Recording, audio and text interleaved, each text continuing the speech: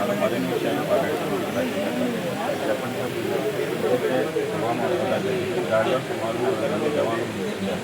ఇది అప్పట్లో జరిగిన ఈ దాడికి చాలా మంది భారతీయులు చాలా కన్నీటిపడిపోయింది.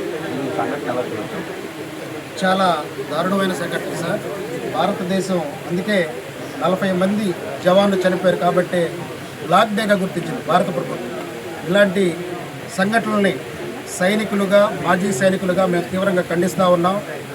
పుల్వామా దాడిని ఏదైతే జరిగిందో ఆ దాడిని భారతదేశం యావత్ కూడా తీవ్రంగా ఖండించింది. అయితే నేను ఇక్కడ ఈ సందర్భంగా ఉగ్రమూకలకు, ఆ పిరికి పందలకు ఒకటైతే తెలియజేస్తూ ఉన్నాను. ఎంతమంది ఎన్ని చేసుకున్నా సరే సైనికుడు అనేవాడు వెన్ను చూపే పరిస్థితి అయితే లేదు. సైనికుని యొక్క కళ ఉంటుంది ప్రతి సైనికు కూడా.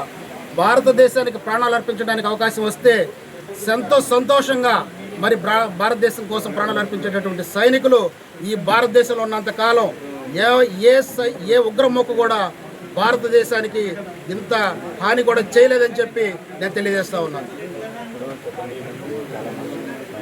మన దేశం కోసం ప్రాణాలు అర్పిస్తున్నారు. అటు దేశం కోసం సైనికుల పట్ల సమాజంలో కొంత నిర్లిప్తత ఉందని చెప్పచ్చు. ఎందుకంటే అటు నాయకులు కానీ ఇటు యువత కానీ గుర్తించట్లేదు. దీన్ని ఎలా చూడవచ్చు? దీనికి ముఖ్యమైన కారణం ఏంటంటే సార్, ఉత్తర భారతదేశం దక్షిణ భారతదేశానికి చాలా డిఫరెన్స్ ఉంది. పర్టికులర్గా మన నార్త్ సైడ్ మీరు వాళ్ళకి తెలుసు ఆర్మీ అంటే ఏంటి, డిఫెన్స్ అంటే ఏంటి, వాళ్ళకి పడే సమస్యలు వాళ్ళకి ఉంటాయి, చాలా ఉంటాయి. అందుకని వాళ్ళు ఆర్మీకి చాలా రెస్పెక్ట్ ఇస్తారు. మన దక్షిణ భారతంలో మనకి ఆ ప్రాబ్లమ్స్ లేవు, ఆ ఇబ్బందులు లేవు కాబట్టి పెద్దగా ఎవరు పట్టించుకోరు. ఇప్పుడు ఈ కాలంలో ఏదో సోషల్ మీడియాలో అవి వచ్చాయి కాబట్టి ఇప్పుడు గుర్తిస్తున్నారు. కానీ అసలు సైనికులన్నా, మాజీ సైనికులన్నా సౌత్ సైడ్లో చాలా తక్కువ. ఇదంతా నార్త్ సైడ్. ఎందుకంటే వాళ్ళు అనుభవిస్తారు, అక్కడ కష్టాలు తెలుసు. సో ఇది ఈ విధంగానే జరుగుతూ ఉంటుంది నిత్యం. అక్కడ మీరు మా సైనికుడికైనా, మాజీ సైనికుడికైనా దగ్గరికి ఒక స్టేషన్కి కానీ, ఒక రైల్వే స్టేషన్ కానీ, బస్ స్టాండ్ కానీ ఎక్కడికైనా వాళ్ళు లేచి నిలబడతారు. ఈవెన్ పెద్ద ముసలోళ్ళు కూడా, 40 సంవత్సరాల ముసలోడు కూడా ఒక ఆర్మీ జవాన్ వస్తున్నాడు అంటే లేచి నిలబడతాడు.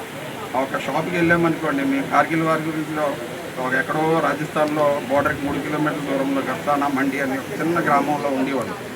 మేము బజార్కి వెళ్ళి ఏదైనా షాప్కి వెళ్ళి 10 రూపాయలు పాల ప్యాకెట్ ఎవరంటే డబ్బులు తీసుకునేవాడు కాదు. So that is the respect, that is the honour we got from north India. But south సైడ్లో కొంచెం తక్కువ. చెప్పండి.